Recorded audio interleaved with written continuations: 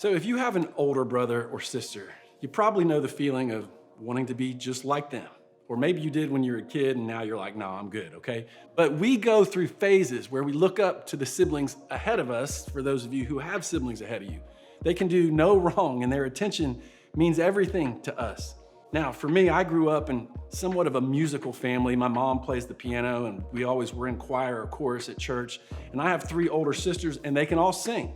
So I just assumed I would follow in their footsteps. And again, I would sing with the choir at church and just, no one really noticed if I could sing well or not. And it wasn't until I got to high school and I tried out for a musical theater production that I realized something. It's the same thing that the three people who were in the room for my audition realized. I can't sing. Like not even a little bit. Like it was really, really awful, y'all. And not only did I not make that musical theater production, but I realized that I'm not musical at all. I just assumed I was supposed to be musical because my sisters were. Now, looking back, I realized that, some of me imitating and copying my sisters was because I looked up to them. But it was also me trying to figure out who I was. Am I a singer like my sisters are? Was I supposed to be just a younger version of them? Or was I supposed to be someone different with my own interests, my own personality? Now, I may not have used those words, but there was a big question I was asking at that time in my life. Who am I? Who am I? Now, like me, you probably don't use those actual words, who am I? But you may have wondered or thought about some version of this question. Like what we're really asking is about our identity. Identity is what makes us us. It's what makes us unique. It's what causes us to stand out and be different. And if you're like me, you can sometimes struggle to even begin understanding how to answer this question. Now, the tricky thing about identity is that most of the time we're not asking the question with just ourselves in mind. We're deciding who we are based on what the people around us think of us or based on who they are. Like we tend to think of identity as what others expect of us. We think about what other people want us to be or what they need us to be. We constantly feel the pressure to live up to the expectations of family or friends or teachers, coaches. Our parents want us to be responsible, so we see responsible as being part of our identity. Or coaches want us to be a leader, so we make that part of our identity. It's not who we actually are as much as it is what people think we should be. Now, at the same time, we tend to connect our identity to areas where we feel judged by others. We see ourselves through the lens of being not enough of whatever they expect from us. We're not, funny enough, tall enough, confident enough, athletic enough. The list goes on and on. We connect who we are to areas where we feel like we don't measure up. And for you, maybe you realize that you're more than the label or judgment others have placed on you, but you're not sure what that means or what that even looks like. You just know that what others have given you is an incomplete picture, and there's more to you than other people realize. Also, we tend to connect our identity to our image. We see our identity as how we appear to others. Others see us as a star athlete, so that's how we see ourselves. Our teachers see us as a below average student, so that's how we see ourselves. At the end of the day, the question is the same. When it comes to identity, look, the thing that bounces around in our head, the thing that feeds our insecurity or drives the decisions we make and determines the friends we have is this one big question: am I enough? Am I enough? Now, some of you may answer this question with a yes, but you probably say yes, but. And you may be quick to point out the areas where you're not measuring up. Because let's be honest, the areas where we don't measure up seem to take up a lot more of our thinking than the areas where we do, right? Now, others of you may answer the question by saying, nope, no way, because no matter what anyone tells us, we just have a hard time believing that we could ever possibly be enough. Now, however you'd answer that question, here's the good news. What we talk about today has the potential to be a game changer for you and the way you answer it moving forward. Now, I probably don't have to tell you this, but people have been wondering, am I enough since the beginning of time? And today we're going to look back at an interaction between Jesus and a group of people in the book of John, which is one of the 4 books in the Bible that are accounts of Jesus' life on earth. In this particular account, John records a miracle that Jesus performed. All right, check this out. After this, Jesus went across the Galilee Sea, that is the Tiberias Sea. A large crowd followed him because they had seen the miraculous signs he had done among the sick. Jesus went up to a mountain and sat there with his disciples. It was nearly time for Passover, the Jewish festival. Jesus looked up and saw the large crowd coming toward him. He asked Philip, "Where will we buy food to feed these people?" Jesus said this to test him, for he already knew what he was going to do. Philip replied, "More than half a year's salary worth of food wouldn't be enough for each person to have even a little bit." So right away we see that there was a problem. Jesus preached too long, and now the people are too hungry, and the disciples are freaking out. I would be too. Like, hungry people become hangry people. You know what I mean? I don't trust myself to not lose my mind when I skip a meal. So the disciples are wondering, hey, what are we gonna do? Should we send them home? Like, none of us make enough money to buy enough food to feed these people.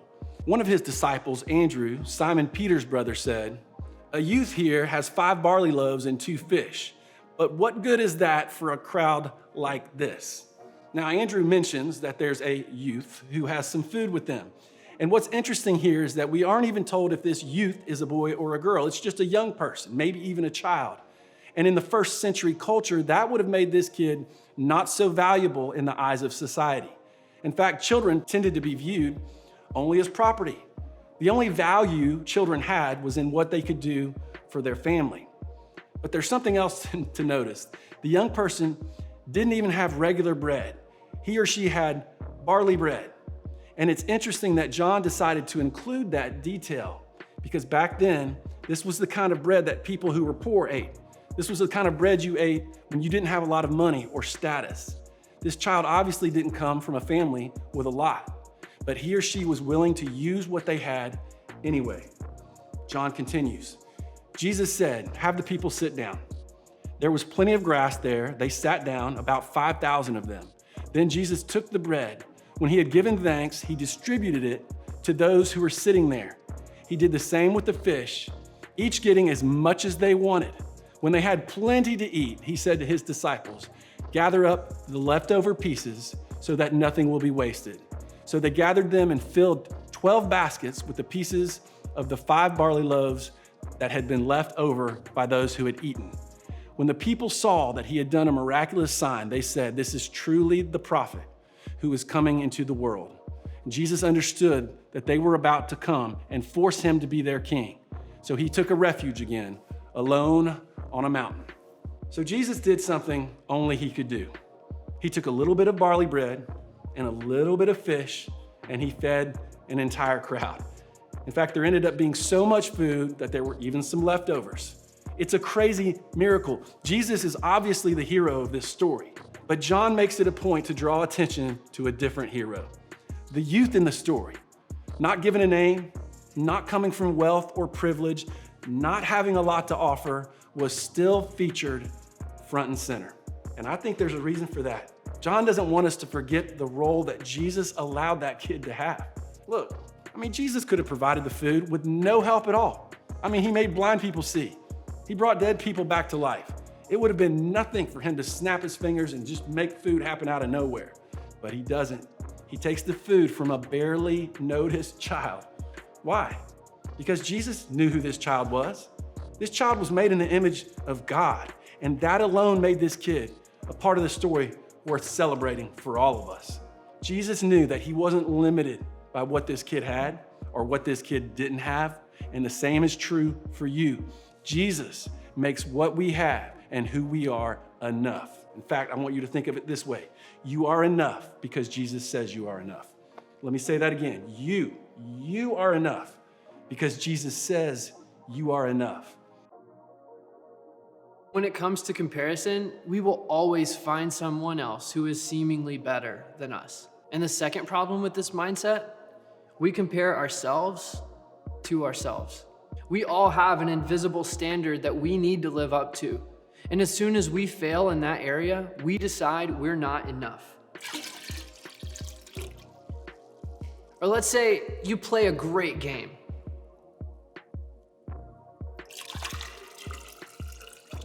That's awesome.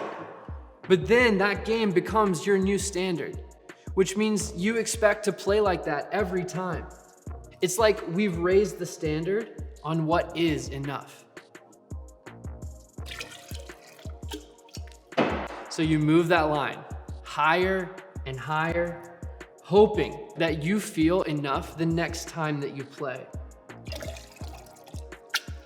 Everyone in this room has felt not enough at some point. Even the people who seem like they have it all together, it's a universal experience. And if we're honest, we all have a hard time liking the person who doesn't measure up, the person who isn't enough. But when we add Jesus to the equation, we can stop trying to prove that we're enough, because he takes whatever we have and he makes it enough.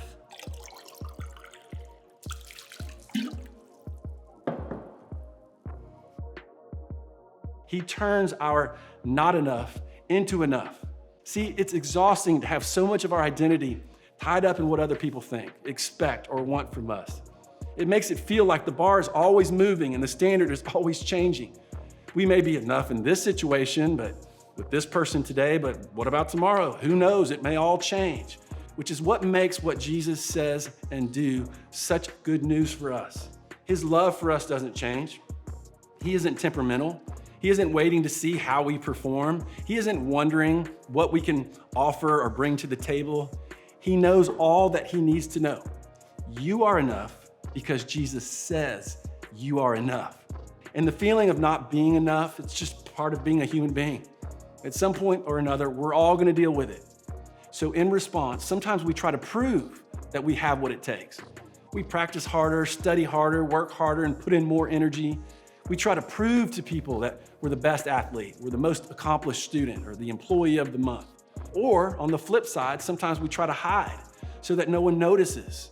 Feeling like we're not enough feeds our insecurities, so we do everything we can to keep people from seeing it or sometimes even noticing us. So what can we do? What should we do when these feelings come up?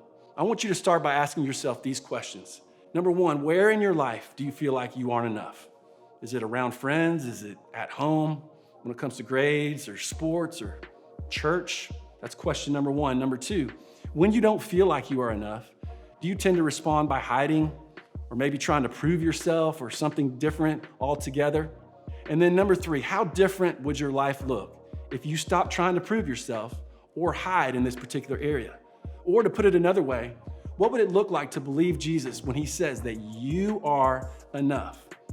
Number four, when you feel that way, how are you going to remember that you are enough? So one tip from my own experience, memorizing what God says is true about me helps me when I start to believe differently. Ephesians 2:10 may be a good place to start, so you check it out, all right? When we battle the feeling of not being enough, one of the worst things you and I can do is to believe that we have to deal with it all by ourselves. And that's why we care so much about small groups. That's why we just have so much respect for our small group leaders, because everyone needs someone to remind them what is true when it doesn't feel like it's true to them. So just imagine what might be possible if you started to believe that you are enough. And what if the people in your small group started to believe that they were enough? What if you walked into school believing that about yourself so that you could take a break from trying to prove or trying to hide from everybody? I really believe it could change you. I believe it could change the people around you. You are enough. Listen, you are enough because Jesus says you are enough. That's really great, and it's really, really true news. Love you.